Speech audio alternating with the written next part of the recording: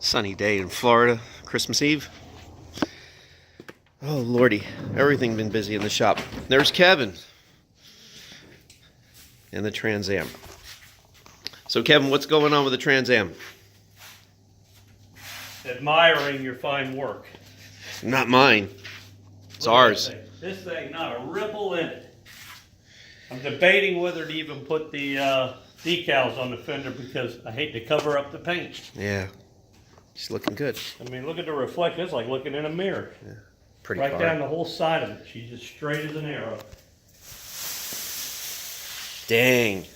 You look at the line in the concrete going right down the side of it. It's crazy. There isn't any deflection at all in it. Wow. That car is, that's as nice as you can make it. Well,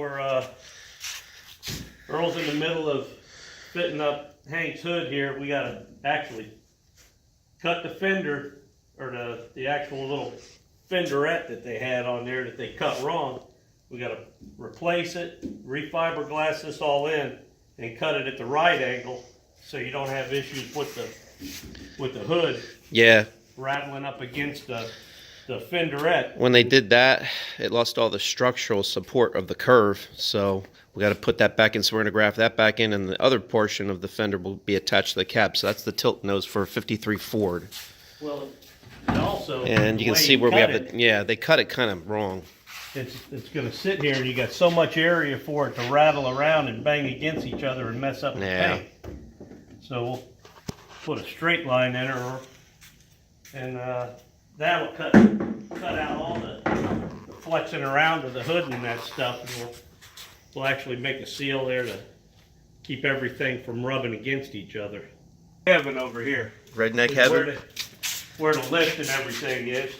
This is Hank's truck that's in assembly to get ready to take it back apart to make sure everything fits upright, so that when we do finally get it to paint, everything fits right. It just hangs on and lays the way it's supposed to, so there's no chipping any parts or anything, and everything comes out as perfect as we can make it. Yeah.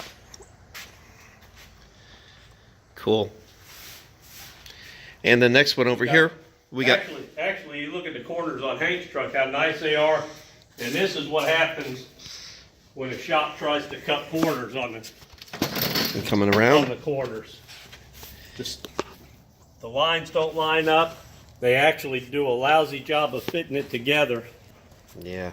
And now it comes down to, looks like either Earl or me recutting this and trying to get everything to line back up, and hammering and dollying and massaging the metal to make it fit, so that we can cut out the back where they overlapped it and make a lousy fit. This is just unacceptable in here. Well, this is all a lousy way of doing it. Yeah. What we did on Hank's is we cut it because the panels that you buy aren't at the same radius or length that the factory was. So we cut it, shrunk them back a little bit, and then trim the edge to get the line back in your door jamb all the way to the bottom.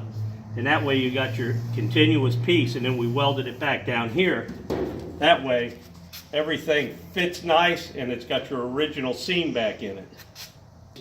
We still got more to do in the door jamb area. Yep. What they've done is I don't even know if you'd call that a repair, but a lousy job of welding it. Completely cut the tab that put your jamb into your rocker panel, so that's completely missing. Blew holes in it and then said that was good enough. So all the green areas that you see are repair areas we've already done. They had the floor all Swiss cheesed, and we have a fabricator working to put all that together.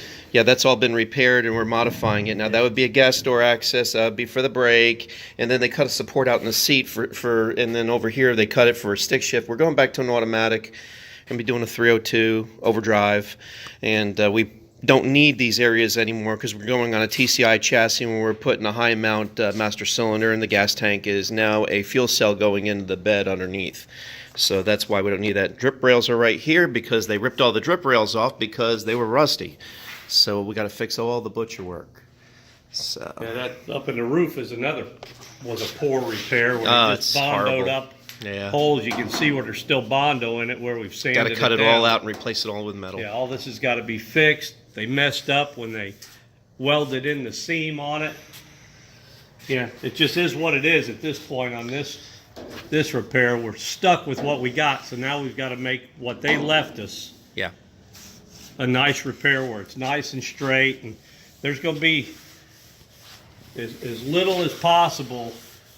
You know, we're going to put some Kevlar impregnated skim coat over top of it Yeah. to give it more structure, and then we're going to block it all out, and then we'll use high build primer. We won't use really any other filler than right on this seam. Yeah, that way it keeps. Just to straighten out what they did. Yeah, that's why we use the Kevlar reinforced fiberglass. It holds a structure and it doesn't do any dieback, unlike other products that we can use that are easier to sand, but that would be the smart way. All right, we're going to go someplace next. I don't know what you would call this repair here, where it almost looks like an accordion or a piano hinge look to it, where they've just hammered it down. So we're going to have to fix that too, all along with the rest of this repair that they did. But yeah, and this. we still got to get the rest of the bondo out of this too, and then what we'll do is we'll add the piece in here. Yeah. To mimic your overlap on your body panel versus your door jamb. And go. I just want to show you the difference in the repair that we made versus what was done on a truck that we got in. Is mimicking our seam coming down in at the door jamb, you know, and then where it's all overlapped in there, this is all butt welded, nice and smooth. We'll finish that out. You won't even be able to tell that we ever did anything. That's the seam that's supposed to be in that Yeah, overlaps this is and the welds. tab that's supposed to be in front and back on these door jambs. That they've cut the front Yes. completely out, and the back they kind of welded through it and made it a Swiss cheese mess. Really, is what they've done. You know, we've replaced the rockers and everything in this truck, and we'll seam seal them, and there'll be basically no filler in this truck. This thing she's rock solid now. This truck had moved sideways before it ever dented.